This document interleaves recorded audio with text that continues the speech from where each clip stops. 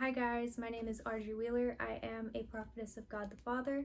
I believe that Jesus Christ walked the earth and was crucified for our sins and was resurrected 3 days later.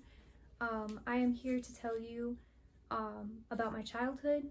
Abba has told me that he would like me to tell you a bit about myself. This video is going to be from as little as I can remember, which is about 2 to 3 years old, up until I was in about 8th grade.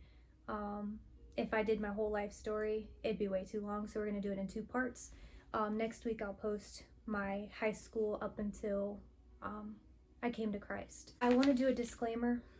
I'm not bashing anyone for what happened in my childhood. I'm not mad at anyone. I'm not like judging anyone. I don't hold a grudge or anything against anyone. What happened. Abba has already told me that it had to happen for me to find light again, to help me find him. So it had to happen. I'm not mad at anyone. It's not why I'm doing this video. I'm not trying to air anybody or put anybody on blast. This is just me telling you what happened in my childhood and how I felt, and that's it. Okay, I remember at the age of 2 to 3, I don't really exactly remember how old I was or how many times, but my dad had taken me and my brother, I believe, to the church. I remember that I was wearing my Sunday dress. I was excited because I got to go to like Sunday school and color pictures of Jesus Christ and the cross. I also remember actually going into the church to listen to the pastor with my dad. I don't really remember exactly what the pastor was talking about, but that's literally the only memory that I have of going to church. Other than that, I don't remember anything. That's like literally my only memory from the age of 2 or 3. And then 4 years old, I remember I was down visiting my mom because my mom and my dad had divorced at this time. But I was 4 years old and I went to go visit my mom, and you know, things hit the fan and we had to go stay somewhere else. And I remember a blippet because Abba allowed me to remember a blippet.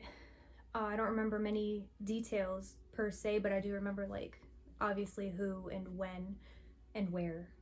But I'm not about to put that on here. That's business between me and Abba and nobody else. But I do remember that we were in the room and he was getting me to be comfortable with him, and that was when my first molestation had happened. I knew that it wasn't right, but I didn't know how to tell my mom. I didn't know how to tell anyone in my family, honestly. So it's just something that, quite frankly, they still don't know about. But I didn't tell anybody about it until now. But not later or not long after that, I was about to turn 5-ish, but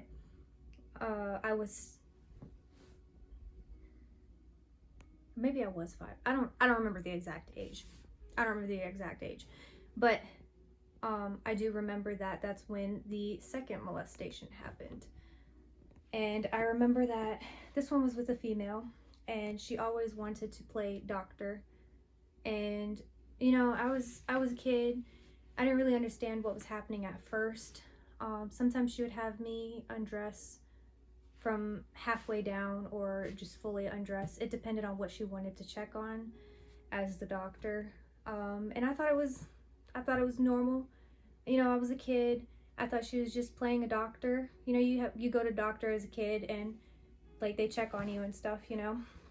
But I do remember by the time I was like 5.5 or so, I do remember that she was starting to show me not certain nudes, but she was showing me like specific nudes of females. I don't know if they were celebrities or something. I don't know who they were. Then by the age of 6, I do remember that she did end up raping me. I think she had molested me about like 6 or 7 times by that time. And then I don't know, I always question like why it happened. And I thought she just wanted to play doctor, and I didn't really know what was happening. I was kind of confused the whole time, and it was kind of a memory that I buried very deep inside of me that Abba had to remind me of. But I remember when I was about 5 or 6 years old, I don't really remember exact age, but my dad had remarried, and I'm be honest, I didn't really like her like that whenever she first came into our lives. I always had something against her. I didn't really like want her to be a part of our lives. It was nice for it just being me, my dad, and my brother. It would have been nicer if my mom was in the picture too, but we just went and visited her for the summer. I didn't want someone else coming into the picture and ruining what we had already. I also remember that when I was about the age of 6, I had seen my first demon. We had moved into a new house, the 4 of us, and I do remember that I was seeing demons every time that I would go into the kitchen. I do remember very distinctively seeing a demon behind me all the time. There was always a demon lurking around me at all times whenever I was in the house. I remember being in a room where I had no windows in it, so it was pitch black in there, and I've always hated the dark. I cannot stand being in a pitch black room. But I distinctively remember that there was something under the bed. I remember I would have to jump off my bed until halfway across the room, so that way whatever was under the bed couldn't get me. I remember feeling so much evil underneath the bed. I didn't like being in the room with it completely dark. I wasn't comfortable. I just always felt like there was something evil that was in the room. But I also remember that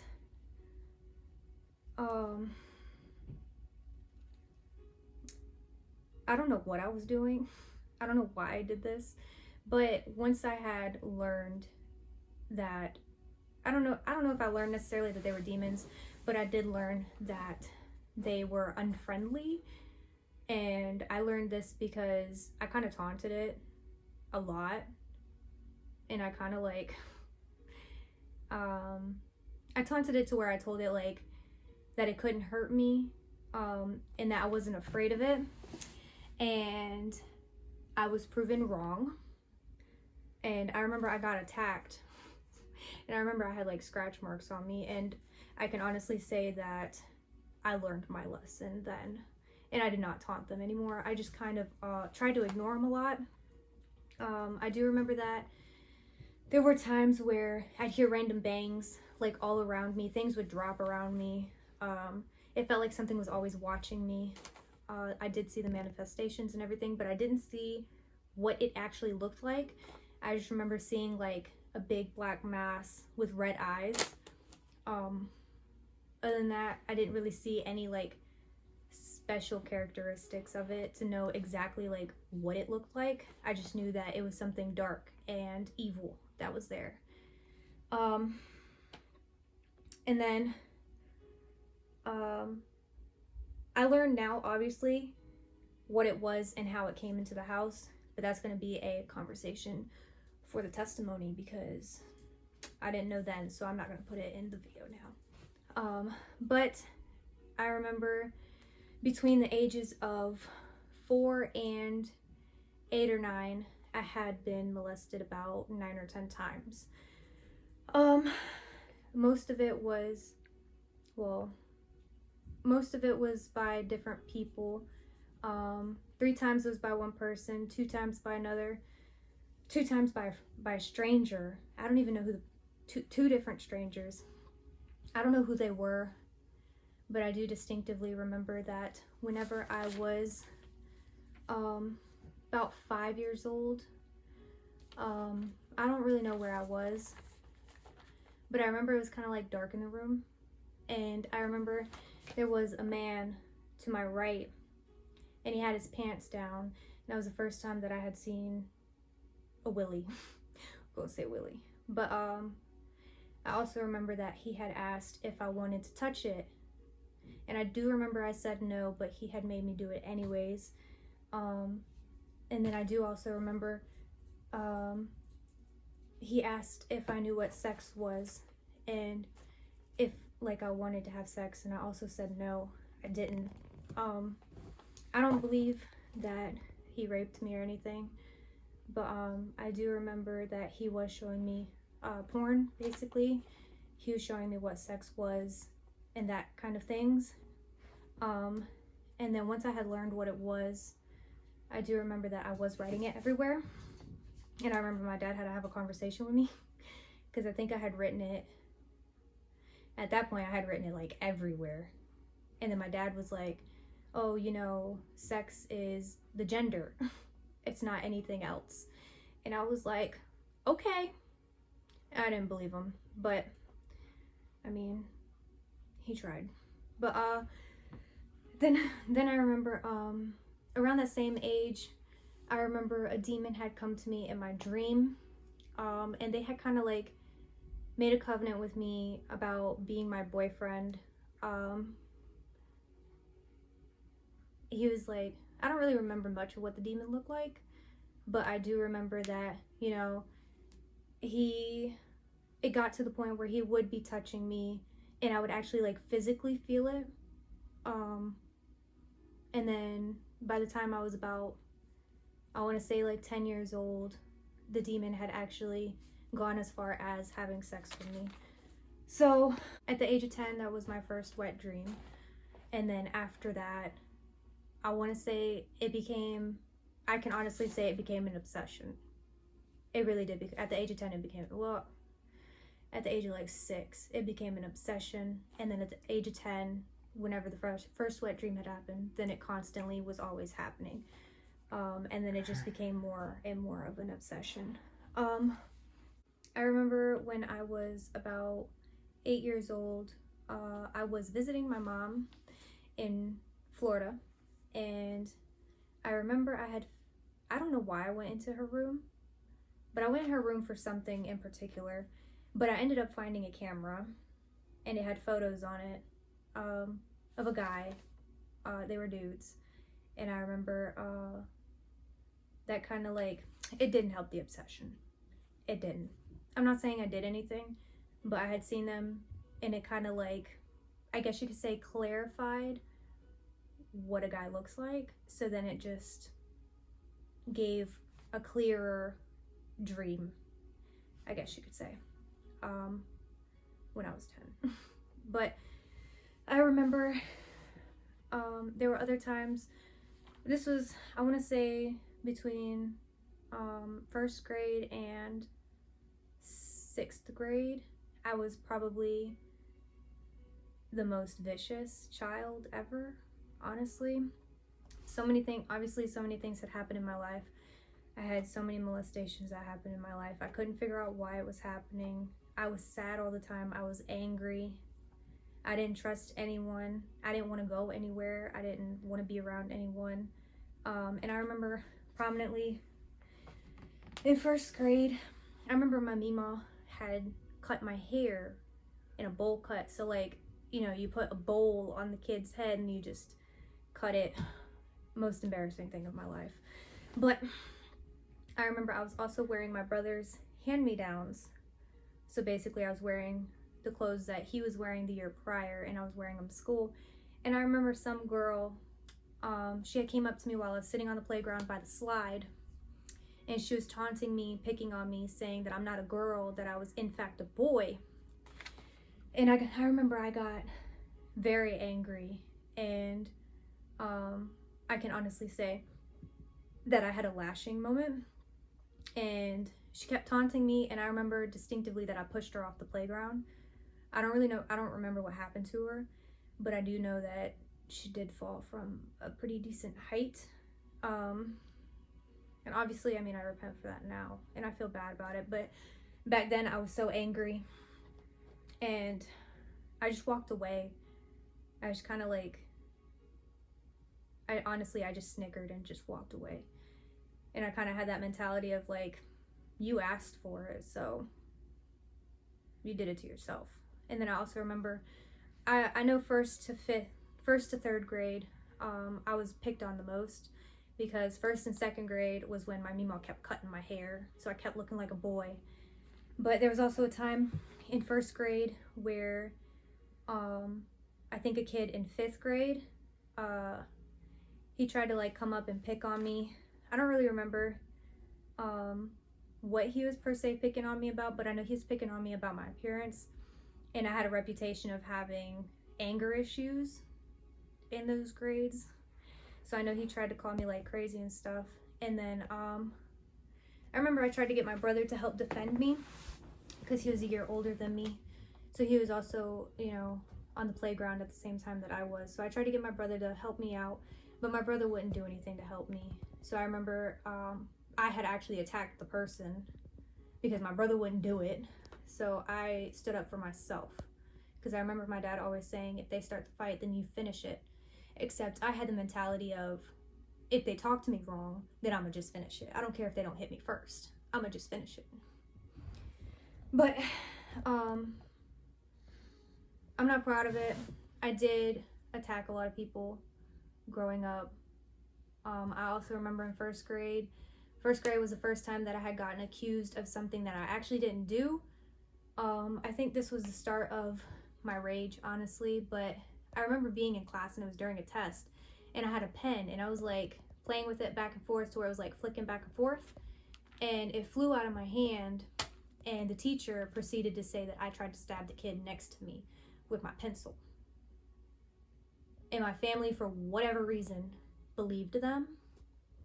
They didn't believe me at all, even though to this day I still don't think they believe me. But I remember getting in a lot of trouble for that, and they were trying to hold me back for attempting at stabbing someone when I actually didn't. But that was the first time I had actually started getting accused for things that I didn't even do.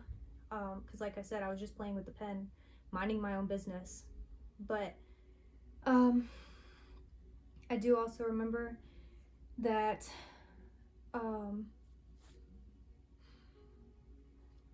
whenever I was seven years old, about again, I was visiting my mom, and we had gone to visit another family member, and me and my brother were staying the night over there. And I remember he had come home very drunk, overly drunk, and I remember I was sitting in the chair in the living room, and my brother was like laying on the couch, kind of like parallel to the front door, and the chair was more in front of the front door. So whenever you come in through the front door, then the chair was the first thing that you seen. And I remember that he was drunk and he came back, and I was asleep at the time, but I remember I had woken up on the chair, and he had pulled a knife and was gonna kill me, because at the end of the day he didn't know who I was. He thought that I was trespassing in his house or something, I don't know. But I remember his wife had came out at that time, and she had to like hold him down and tell him who I was, and she had to like drag him into the other room. That was a very interesting night. I will never forget that part. But I also remember in third grade I had, I guess you could say, my first boyfriend. I do remember his name. I remember, I don't know why, but I remember all these people's names. But back in my prime of rage, I remember that we had broken up, and he had called me crazy. And you know, you don't call a crazy person crazy, otherwise that's gonna make them go crazy, right? So I remember that we were on the playground and we had broken up, and I remember I went into a straight rage fit. Like, I was angry at I don't even know why I was so angry, but it wasn't like I was angry at him. It was just more the fact that he really called me crazy. I lost it. I really did. I was like screaming and yelling, and like, if anybody was in my line of path, I would have just attacked them. I can honestly say this was like a demonic manifestation in myself. And it only happened, it wasn't like it happened all the time, but it was still kind of rare to where it didn't feel like it was me, but it was like one of those blood red, like you just see blood and you just want to attack something. I know that it wasn't me because I always try to be such a loving kid. I tried my best and I tried to be nice to people, but every time that somebody picked on me, it brought that rage out of me. And honestly, I just wanted to be loved. In reality, I just wanted to be loved. But I also remember in 6th grade, another boy had invited me to a Halloween dance. Same situation. The day before, he decided to cancel on me, like moments before. It was either the day before, or it was the same day, but hours prior to the dance, he canceled on me as well, and his reasoning was because I was crazy. I lost it then too. Not even gonna, I lost it then too, because I had a thing about being called crazy, because I knew I wasn't crazy. I was just overly hurt. I was a very hurt child. I was always in pain. I was a very sad child, and the only way that I knew how to express my emotions is rage. So I was raging, honestly. But, and then in 5th grade, I remember predominantly, I remember the class and everything, but I remember I had a boyfriend, and I remember that all of our friends were trying to get us to go into like the back room where you put all your backpacks and stuff, but they were trying to get me to go into the back room to like have my first kiss or whatever. I quite frankly was not about it. I never did go back there. I kind of was just like, nah, I'm good. But I remember they kept on pushing it and pushing it and pushing it. But that was like one of the times where I realized, like, you know, I had the obsession, but not to the point where like I actually wanted to do anything. I did, but not with random people, I guess you could say. Like by this time I already had like my demon boyfriend, quite frankly. So I didn't really, like, in my head I was like, I don't really need anybody, because why would I need anybody if I can just get it in my dreams, basically. That was my mindset. But I also remember in 8th grade, well, no, actually, back up. In 7th grade was when I actually had my first kiss. That one I can honestly say was kind of not forced, but I didn't really like per se want to, but I also didn't really care, because I kind of just wanted to get it over with, I guess you could say. So it was just kind of like a why not kind of thing, I guess, but I really personally didn't care. And then 8th grade, towards the end of the year, I remember that I had gotten molested again. And I remember that my family had gotten mad at me and they had blamed me for the whole situation. I don't even know if they know, like, I don't even know if they knew the whole full story, but I know that after the molestation happened, I had gone on summer vacation. And during summer vacation, I kind of taunted him and made him believe that whenever I got back or whatever, that I would have sex with him. But mind you, I knew I wasn't going to, nor did I ever have any intentions of doing that. I just kind of like wanted to get back at him, I guess you could say, because he hurt me, so I was just standing him up. I kept on telling him, oh, I'm heading over to your house now, da-da-da. Never showed up, was never even heading over there. I didn't really have any intentions of ever going to that house again, not after what had happened. But I remember also that I had gotten grounded for about, it felt like a whole year. I don't know if I'm being dramatic. If it was a really long time. I want to say it was for a whole year, because I couldn't do anything. Like, I had absolutely no freedom. I couldn't go anywhere. I had to be monitored at all time. And then I remember distinctively, it's kind of like a little thought that I just remembered. But I remember when I was little, I was taught, I want to say at the age of 2 also, I was taught how to steal. So every time that I went to a store, I would be told to steal something. And this person would take the object that I stole. And I don't really know what they did with it, honestly. I think they kept it for themselves. But I was taught from such a young age on how to steal. And I was stealing from about 2 years old until, I want to say, 8-ish. It didn't really, I mean, it's a long time, but it didn't really last after 8 years old.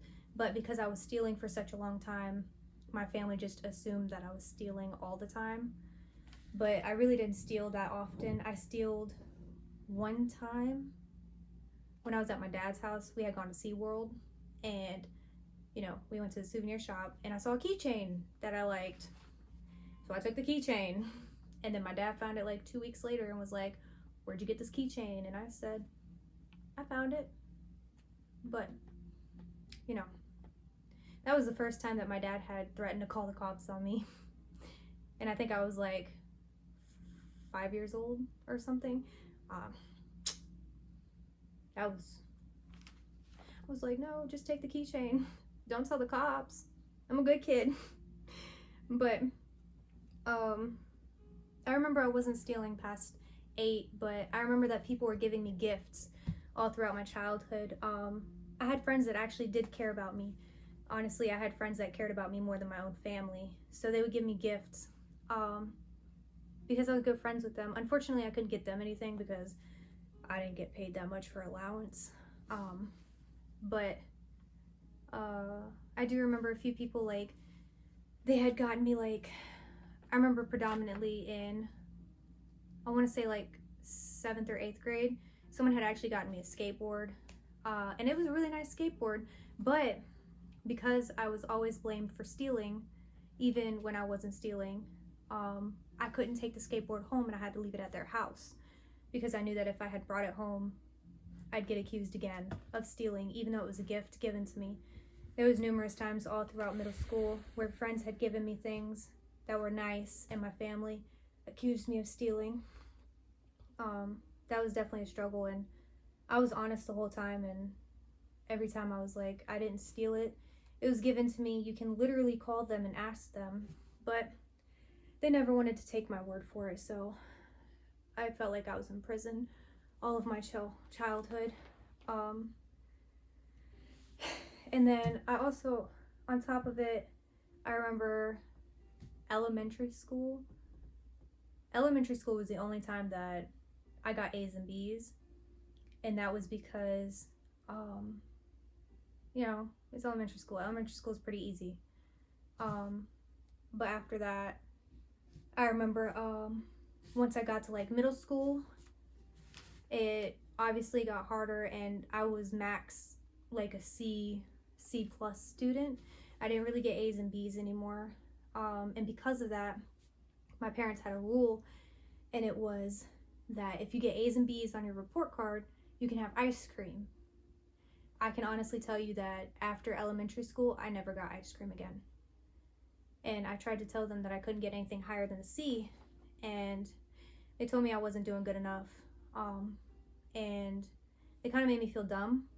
My brother didn't really help. He always got A's. He always got ice cream. He would always rub it in my face. So I felt dumb my whole childhood. I had to deal with being told that I was the disgrace of the family. I was the dumb one in the family. I couldn't do anything right. I was the pathetic one in the family. I remember every day I woke up since the age of like 4 or 5 questioning why I had to wake up another day, questioning why I had to go through certain things that happened in my life. About 4 or 5 years old was when I first had been depressed. And I can honestly say that I was depressed since that age all the way up until I came to Christ. And that's a very long time. But I can tell you that my whole childhood, every time that something had happened, I questioned why it happened. I didn't understand why it would always happen. I was so sad. Like, I felt like I couldn't tell anybody. I felt like I couldn't talk to anybody. Like, I felt so alone my whole childhood. I felt like nobody was there for me. I felt like nobody cared. I felt like everybody just cared about my brother. I literally felt like I was the garbage one in the family that nobody cared about. It was more irritating because everything that my brother had wanted, he got. Everything that I wanted, he got. I remember he got his first phone, and I got like a $15 MP3 player, and I was like, why am I getting an MP3 player? But I remember feeling very left out. I know that my family talked bad about me. There were times where I heard them talking bad about me. Everybody, quite frankly, talked bad about me. There wasn't a day where somebody didn't say something about me. There wasn't a day where I didn't feel attacked in some kind of way. It got to the point where sometimes I would be disobedient just to show them, like, this is what disobedience looks like. And I remember, like, I would go and do something drastic, and then I would come back and be like, what you gonna do about it? But I also remember in I want to say it was like 7th or 8th grade, but I had a friend, and I remember that she was letting me use her phone because I didn't have a phone, of course. She was letting me use her phone to text my mom because I didn't necessarily talk about like what I was going through with her, but I only got internet access for like an hour a day, all the way up until like 12th grade. So I didn't really have time to actually talk to her. So whenever I was walking home, that was whenever I was given a little bit of time to talk to her.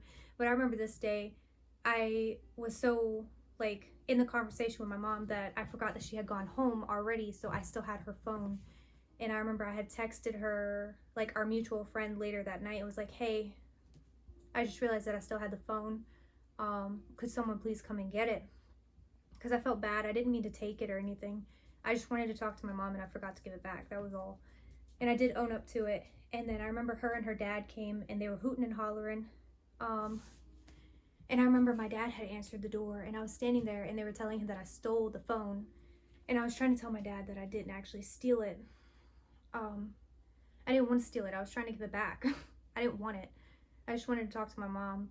And I remember that he took their side of the story, and I remember that he told me that he would deal with me later, and he told me to continue clearing the table. And then while I was clearing the table, I was playing with a bottle cap lid, and I kind of like put it on my thumb like a quarter, and I like flicked it across the living room to see how far I could get it to go, just because I was kind of like upset about the whole situation and what happened.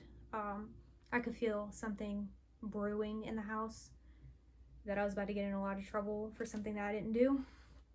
And then I remember he came downstairs right when I flicked the bottle cap, and I remember that he got mad and he started accusing me of destroying the house and throwing things, and all I did was flick a bottle cap.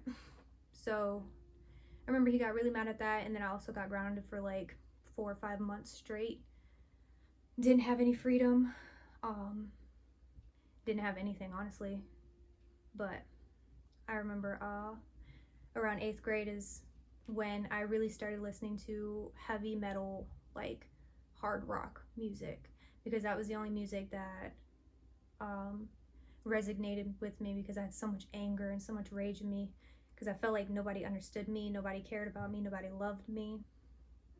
I was just so depressed, and I felt like rock music was the only way I could get it out, because quite frankly, I felt like I couldn't talk to anyone.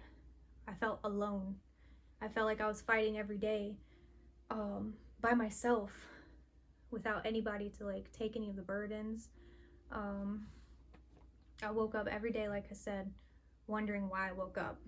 I didn't want to wake up. I would go to bed crying myself to sleep, wanting to not wake up the next day, not wanting to see my family again because I knew that they didn't care. I woke up and there were times where people would literally tell me that if I had killed myself, no one would care. Like, it wouldn't bother anybody. So I had to face that at school. I had to face that coming from family. It was hard. It was a hard childhood.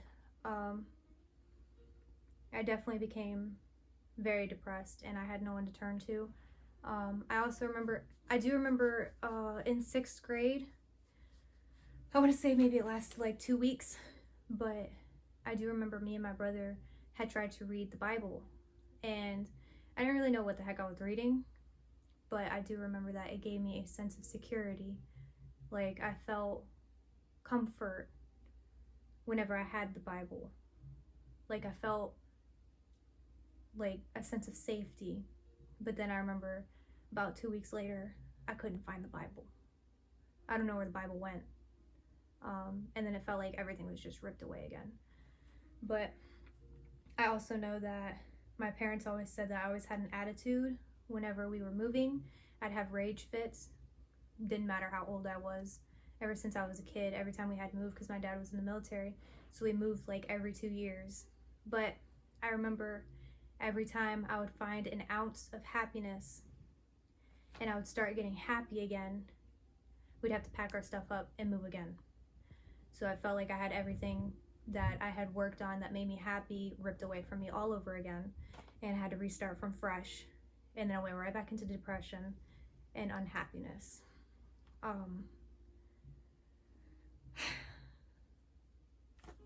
It was a struggle. It didn't help that the dumbness started since like 1st grade, because I think in 1st grade is when you start reading, and then you should be able to read by like 4th grade. I couldn't read till like 5th grade because I had to deal with so many people telling me that I was dumb, that I wasn't capable of doing anything right. I had to deal with all the disappointment, even though I was trying my hardest. I do remember that I tried really hard, and no matter how hard I had tried, I remember nobody seemed to care, and they kept saying that I wasn't trying hard enough, I wasn't good enough, why couldn't I be like my brother? I basically remember fighting every day, just trying to find love, because I never felt loved in my own household or by any family member, quite frankly. So I remember I was always trying to find love somewhere else, and I never really found it growing up. I definitely was by myself my whole childhood. I had to fight everything by myself, do everything by myself. It was a struggle. It was hard. It was definitely hard. I was a very, very depressed and broken child. And I also remember whenever I was in 8th grade, whenever I was listening to the hard rock music, I remember that I was so broken and so depressed that it got to the point where I actually ended up cutting myself, because I wanted to know if there was a different kind of pain than what I was feeling. But I think that lasted up till, I want to say 11th grade.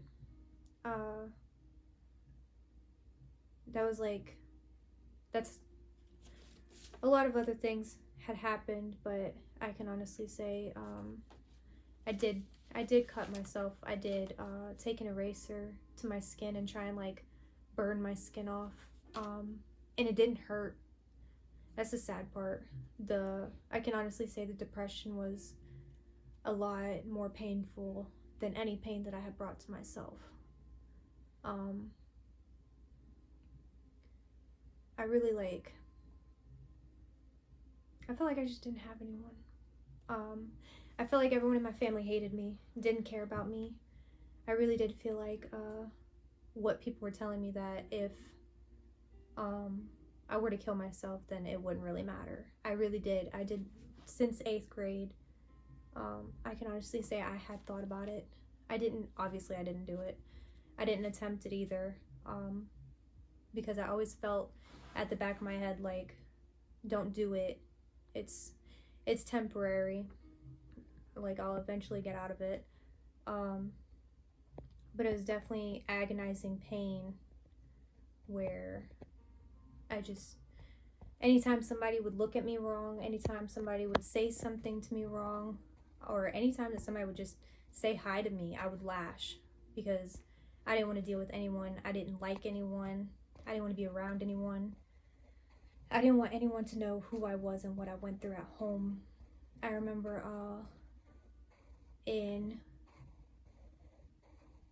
I want to say it was like 8th grade, end of 8th grade maybe.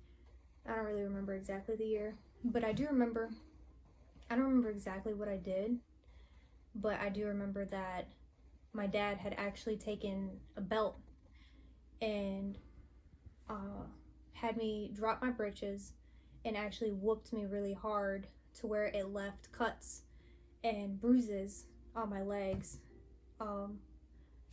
And he was saying like that was what it had come to, that I was such a disobedient child, that's what I deserved, I guess. But I remember going to school the next day and I had concocted this whole plan to call child services on him, because I really didn't care what happened to him. I didn't care what happened to anybody in my family anymore. If I couldn't care about what happened to me, why would I care about what happened to anybody else anymore? All I know is that I tried to make up plans on running away and living out on the street. I was convinced that I could live on the street. I was very convinced. I was like, I'm gonna watch enough nature shows in my 1 hour of TV and I'm gonna figure out a way. But I never did end up leaving the house, because at the end of the day, I had a lot of love in me still. I didn't care what any of them said. I know I was mad at them. I had a lot of rage towards them, but I still had a lot of love. And I tried to look at things with as much positivity as I could. I did hold a grudge for a long time, but I still tried to be loving no matter what I was going through. No matter how unloved I felt, I still tried to give others love. I tried my best. I did try to be a good kid, but because I was accused so much of doing things that I didn't even do, I gave up on being a good kid, and I just tormented my parents. Just tormented them. Like, I would deliberately do things to get in trouble, to remind them, this is what getting in trouble looks like. This is what me being a troubling child looks like. Like, there was times where I would just blatantly be disrespectful to them just because they did something that I didn't like or something I didn't agree with. I would just be straight up disrespectful, and I didn't care. There was one time in, I want to say it was like 7th grade, I tried to be smart with my Meemaw. I learned real quick not to be smart with her. She was the one woman that actually put me in my place. And I never disrespected her again. Love her to death. She was, I can honestly say my Meemaw was the one woman who knew when I was sad, knew when I was upset. I didn't see her as often as I had liked in my childhood. I saw her like during the summer, but it wasn't long enough. I enjoyed going to her house because she always seemed to know when I was upset. She didn't ask questions. She didn't ask me to explain it, but she did always give me a hug. But there was one time where I was like mad one day and I tried to talk back to her. She was quick to pop me in the mouth. Very quick at it. That hurt. That definitely hurt, and I never did it again. And I learned real quick not to disrespect her. So I can honestly say that she's the one person in my childhood that I actually respected to the fullest. I tried it once, never did it again. But everybody else, they kind of like got the backhand of everything. I remember in 8th grade, I believe, I think it was like, I want to say during the summer. I didn't go home to my mom's house that summer or something, but I remember I was skateboarding down the street, and I went down like a really big hill, and I remember that it was either like jump off the skateboard and land on the concrete or get hit by a car in oncoming traffic. And I remember I did have that split second of like, what if I just got hit by a car? Like, what would happen? But I know I chose the right choice, and I just jumped off the skateboard and landed on the concrete. It hurt a lot, but it hurt a lot less than, you know, losing my life or getting hit by a car and ending up in the hospital. But I definitely, I don't know, I went through a lot of emotions, a lot of anger, a lot of rage, a lot of pain. There wasn't once that I actually felt like I was treated fair, like I was loved. I really did feel like it was just me against everyone else, and I didn't feel like I could go to anyone. I felt like I just had to suffer through it alone. And I remember there were nights where I would cry myself to sleep, asking why it happened, like why it had to be me. Why does it keep happening? Especially during like all of the molestations. Once I was getting older and it kept happening, and then the obsession came, I did question like, why did it have to happen to me? And I never told anybody about them. I always kept it to myself because I felt like I would get blamed, because I got blamed for everything else, so why wouldn't I get blamed for that as well? But I also remember that because of the people that did it, I felt like they would take their side, not my side, because I was such a troubling child. I was the biggest liar when I was little. I always had some kind of excuse, always had some kind of lie, so why would anybody believe me?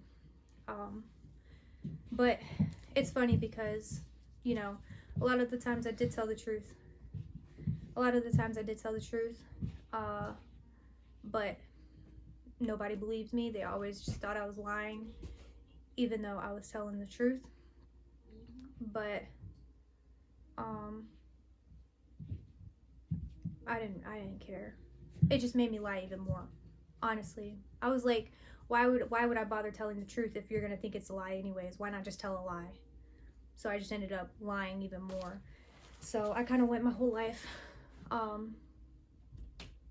just lying my way through it, not caring about what anybody thought about me anymore.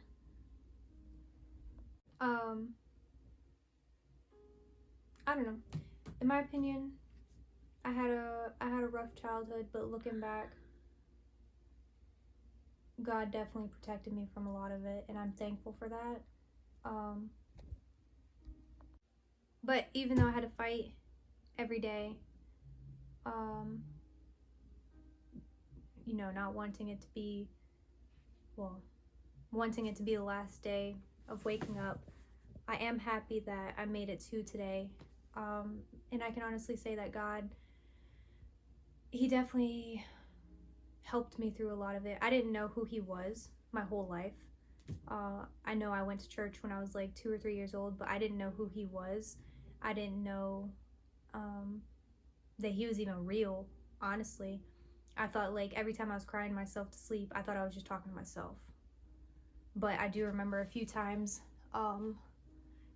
whenever something really bad would happen, like one of the molestations, I do remember crying myself to sleep, and I do remember feeling some kind of like comfort to where I calmed down enough to where I could go to sleep. It happened a few times, but I didn't know it was God. I didn't know God was there comforting me because, like I said, I didn't know who he was. I didn't know who he was until honestly, when I came to him, I didn't know he was real at all. I didn't really know who he was. But at the end of the day, it's also partly because, well, my family didn't really follow him. And I also, on top of it, I did have a Satanist in my family, so that kind of also just, God was not a thing in my family. I don't think I remember anybody talking about God in my family other than when I was 2 or 3. But I am thankful that now I know who he is, and I know the things that I learned about my childhood. It's not really a pleasant thing to talk about. I am still very uncomfortable talking about it, but I do now find comfort in God, knowing that he was there for me and he still is there for me, and he is the reason why I am able to make this video and my next video. But without him, I wouldn't have been able to make it through any of that. It felt like it happened back to back. Everything just kept happening back to back to back, and I never knew why. And I just blamed myself for my whole childhood. Felt like I was worthless, felt insecure, hated my life, hated my body especially, because it felt like I couldn't have my body to myself. Everybody like always just wanted to touch it or something. It got to that point where I felt like, it got to the point where I questioned, like, who's next? Like, now what? What the heck else now gonna happen? What else do I have to go through? I woke up every day knowing that something was gonna happen. But, you know, I'm happy to be here today. I'm happy to have made it through. It was a lot. It was a lot that I had to go through. And this is only half of it. Like I said, next week I'm going to be posting from 9th grade up until I came to Christ. And that's going to be a lot more. But, you know, I'm gonna end it here. Gonna kind of, I guess, not let my life resonate with you, but I'm gonna give everyone a break. This is enough trauma in one video. I'm gonna just end it here now. But like I said, next week I will post when I'm older. So I do thank everyone for watching. It was definitely an uncomfortable video to make, but I do pray that it helps someone else in the end. That's all I got.